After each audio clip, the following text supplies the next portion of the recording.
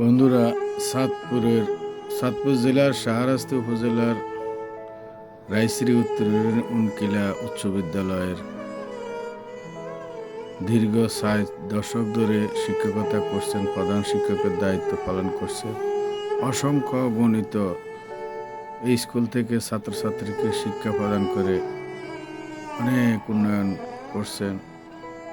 তো সেই সুবাদে প্রধান শিক্ষকের বিদায় বেলায় ঘোড়ার গাড়ি করে এক নজিরবিহীন ঘটনা ঘটছেন এই উনকিলা উচ্চ বিদ্যালয়ের প্রধান শিক্ষকের সঙ্গে। রাজকীয়ভাবে ওনাকে বিদায় সংবর্ধনা দিয়েছেন এলাকাবাসী, শিক্ষকরা এবং স্কুল কমিটির লোকেরা এবং ছাত্রছাত্রীরা ওনাকে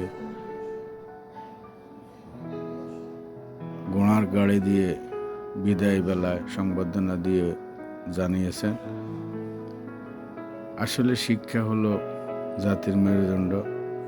শিক্ষা পাঠকালে, পাঠ গ্রহণে আমাদের এই শিক্ষকেরা অনেক ছেলে মেয়েদেরকে নিজের সন্তানের মতো স্নেহ, মায়া, মমতা দিয়ে পাঠদান করেন। তেমনিভাবে এই প্রধান শিক্ষক দীর্ঘ ৪ বছর একই স্কুলে শিক্ষকতা করছেন, প্রধান শিক্ষকের দায়িত্ব পালন করছেন।